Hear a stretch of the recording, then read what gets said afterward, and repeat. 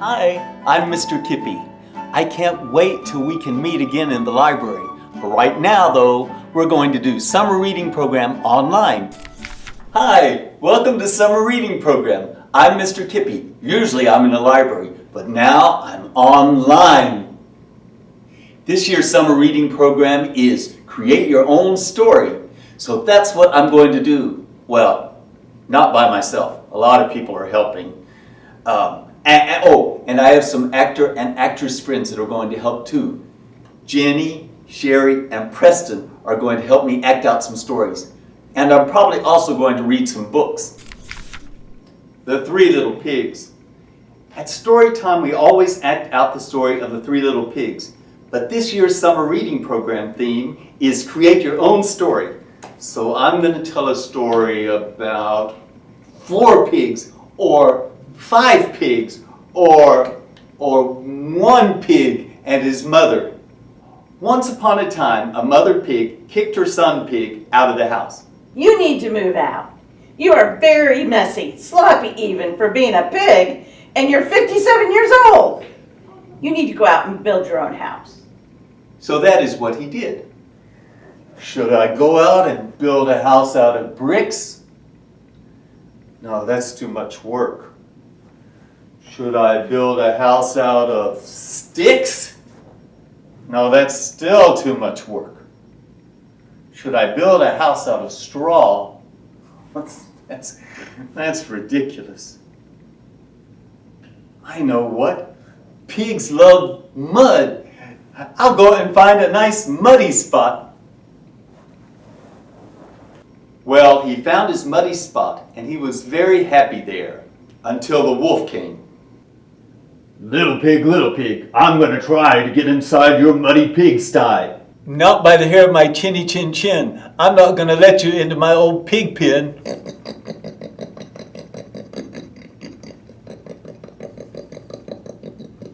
Little pig, never mind. A stinkier pigsty I'll never find. I think I'll just go to the grocery store. The end. This book is called Who's at the Door? A split-page surprise book by Jonathan Allen. It's another version of The Three Little Pigs. The 3 little pigs lived in a small house in the woods. The big bad wolf also lived in the woods. He desperately wanted to eat the little pigs for dinner, but to do this, he had to get inside their house. It was a tough problem. One day, the 3 little pigs heard a knock at the door. There's someone outside in a funny hat. Looks like an old lady to me. Open the door and see what she wants. I'm sorry, but I've locked myself out of my house. Can I come in and use your phone? Funny looking old lady. Looks more like a wolf to me. You can't fool us, Wolfie. Go away. A little later, there was a second knock at the door. I wonder who's knocking. It's someone at the door. We know that. Let's open the door and see who it is. There's a suspicious old lady in the area. I'd like to come in and ask a few questions. I bet you would. What a hairy policeman. Go in to rest yourself, Wolfie. Not long afterward, there was a third knock at the door. The 3 little pigs peered through the window, but they could not see anyone. I don't think there's anyone there. But I heard a knock. Let's open the door and see who it is. Boo-hoo, I've been left on this strange doorstep, gurgle, gurgle. Perhaps these 3 kindly piggies will look after me. It's a baby. Oh, what an ugly one. What a big hairy one. At your age, Wolfie, go away. By now, the wolf was starting to annoy the 3 little pigs, so they decided to get rid of him once and for all. They went into the back room to make some plans. We could use this old wolf outfit we kept from the Halloween party. Brilliant idea. That'll scare him. Grr, I'm the big bad wolf. While the pigs were busy plotting, they heard the front door opening, but they were prepared. A very large and hairy pig was standing inside the door. Hello? Anyone at home? It's your long-lost cousin, Harry Maurice. Can I come in? The door seems to be open. No sooner had Harry come in and shut the door behind him than there was a loud knocking noise. Ooh, there's someone at the door. I'd better open it and see what he wants. There, standing on the doorstep, was a great big wolf with long, sharp teeth and a mean expression on his face. I'm the very big, very bad wolf, and I've come to eat you up, piggy. I'm not really a piggy. I'm a wolf just like you. Well, you look like a piggy. Prepare to be eaten. You'll have to catch me first. The wolf flung off his piggy disguise and ran out the back door as fast as he could. The three clever little pigs held a party to celebrate. Who's afraid of the big bad wolfie? Not us! Not us! Not us. The end.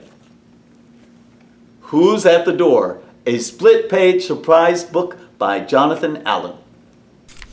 Goldilocks and the Three Bears. Once upon a time there were three bears. Papa Bear, Wow. Wow. Mama Bear, and Baby Bear. They lived in a little house in the woods.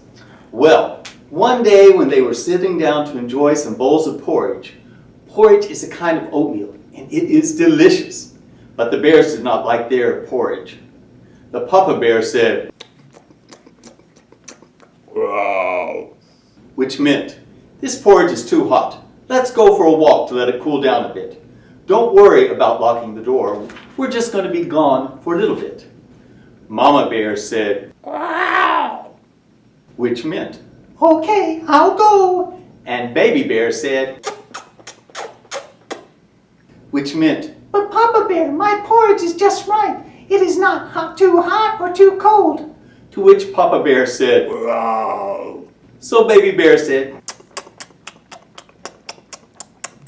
which meant, Okay, I'll go for a walk and I won't lock the door.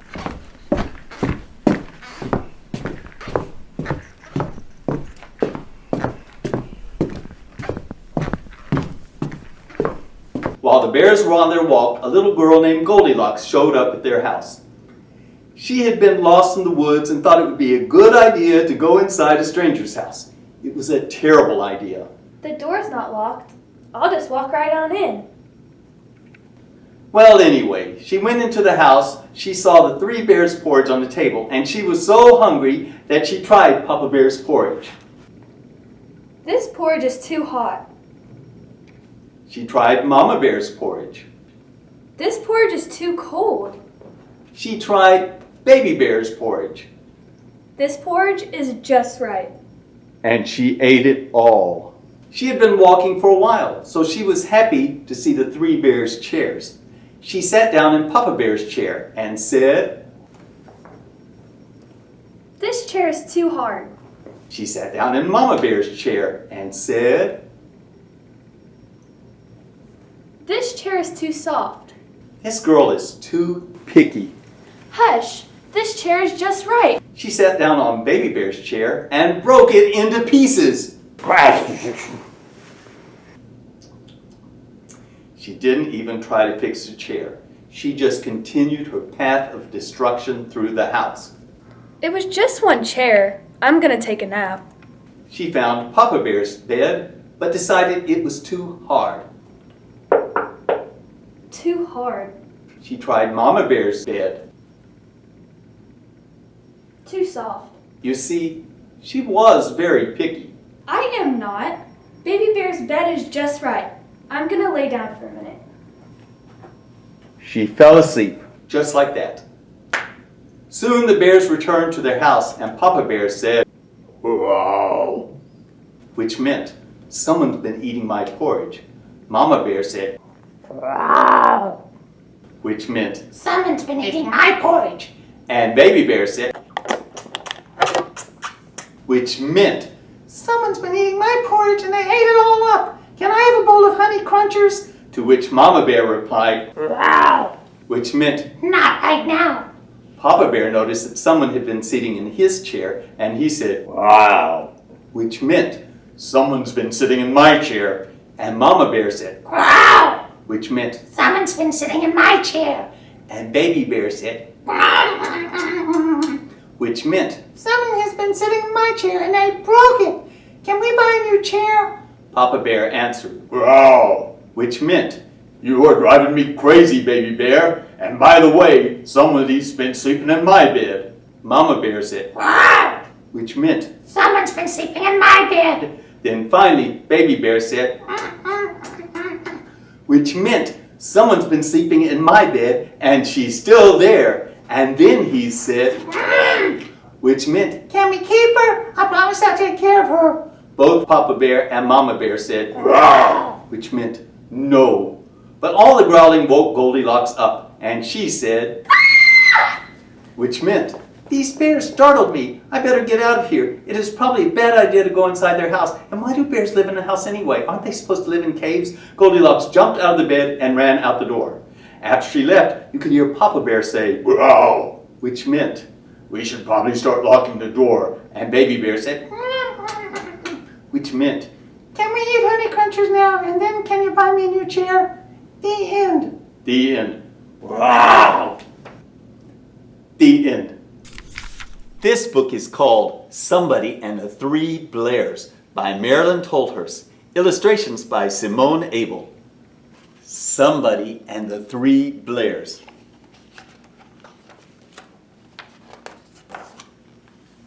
Published by Orchard Books in New York. One Sunday morning in a small house on the edge of town, Mr. Blair, Mrs. Blair, and Baby Blair were sitting down to breakfast.